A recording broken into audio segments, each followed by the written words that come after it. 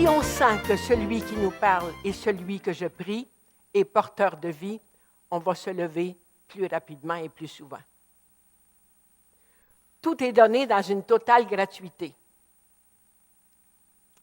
Dieu guérit, Dieu pardonne, Dieu donne toutes les lumières pour notre vie, Dieu sanctifie, Dieu purifie, Dieu nous transforme. Il est demandé à cet homme de porter son grabat, non pas de le rejeter. Porter son grabat, c'est inverser un mouvement. C'est changer de direction. C'est remplacer un mouvement d'écrasement, un mouvement de mort, par un mouvement de vie.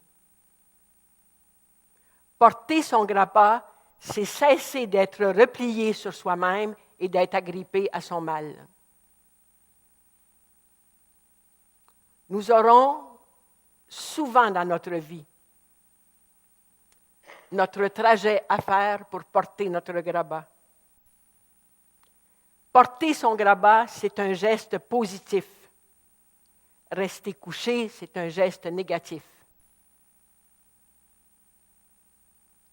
L'accueil de la guérison que Dieu veut faire aujourd'hui dans notre assemblée, puis peut-être avec toutes les personnes que nous portons dans notre cœur, c'est qu'on va aller porter cette grâce à tous ceux que nous aimons pour que chacun puisse savoir que celui qui nous parle et qui nous dit « Prends ton grabat et marche » est porteur de vie.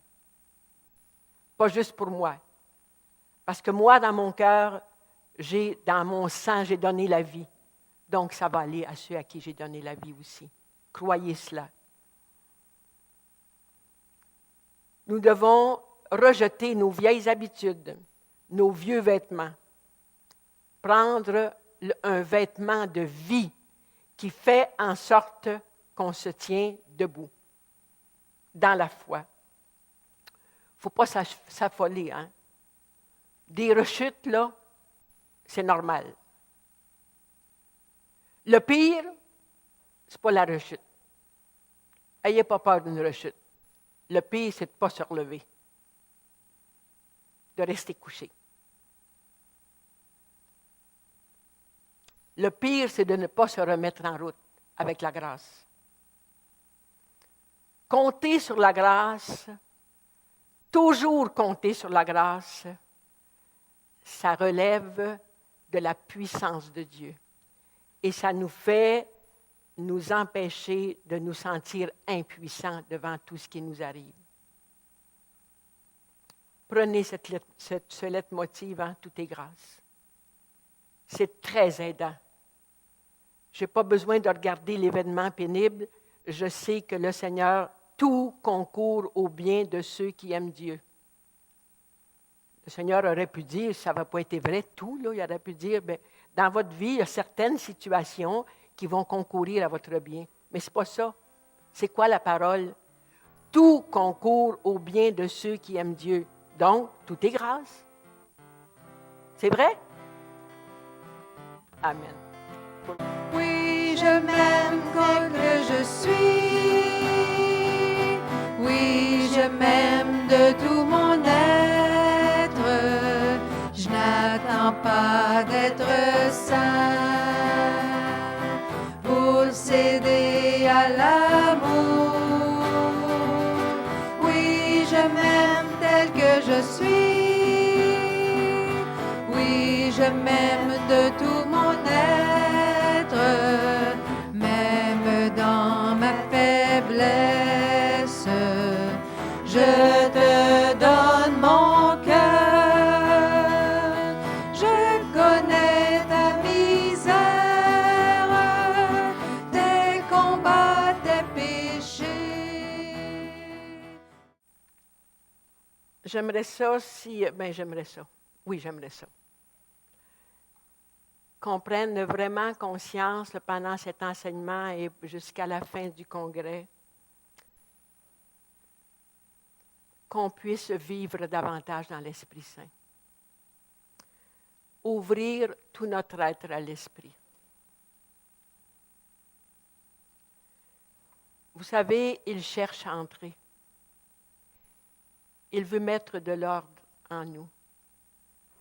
Il est là pour nous purifier, nous guérir, nous transformer, nous sanctifier. Désirons, essayez dans votre cœur, là, désirons la venue de l'Esprit Saint. Désirons vivre dans l'Esprit Saint. Demandons-le instamment. C'est un esprit qui nous fait vivre. Il n'y a jamais de mort, il n'y a jamais de trouble, il n'y a jamais de culpabilité. C'est un esprit qui donne tout ce dont l'être a besoin pour s'épanouir. Ça serait bon qu'on l'entende frapper à l'intérieur de nous, qu'on entende là, l'Esprit Saint qui nous appelle « Viens, je suis là. Viens, je suis là. » C'est une merveille, l'Esprit Saint. Il m'amène à Jésus, il m'amène à le prier. Ouvrons. Ouvrons, là, faisons comme un sentiment, là. Viens, Esprit Saint, là. Prends-moi, là. Ça enlève des courbatures, des repliements sur soi. Ouvrons l'intégrité de notre être. Pas seulement la part de nous-mêmes qu'on aime, mais la part de nous-mêmes qui est cachée. Tous ici dans l'Assemblée, là, on a eu des blessures dans le sein de notre mère. Tout le monde, sauf la Vierge Marie. Même Jean-Paul II. J'ai déjà lu un écrit là, où il disait, là, faut demander la guérison de nos êtres, parce que moi-même, je suis un être blessé. Donc, à partir du sein de notre mère, là, comment elle nous a portés? C'était une femme blessée, ma mère. La vôtre aussi. Donc, elle n'est pas responsable. Puis elle a peut-être désiré, tu sais, moi je suis la 9e, puis Marie, ma sœur qui est ici, est la 10e. Je ne sais pas, moi ça m'a désiré. Écoute, là, quand on était 10 enfants, puis le premier avait 10 ans, puis la dernière avait 1 an, là, c'était comme ça, là. Je ne sais pas si elle se réjouissait, puis elle était dans l'allégresse, là. Mais on n'arrive jamais à saisir l'importance de notre création. Elle m'a porté, mais c'est Dieu qui m'a voulu. Et c'est Dieu qui m'a formé. Comment ma mère, elle peut me mettre des petits bras puis des yeux, puis qu'elle peut me donner une couleur à ma peau? Comment qu'elle peut faire ça, ma mère, elle là? C'est Dieu qui m'a formé.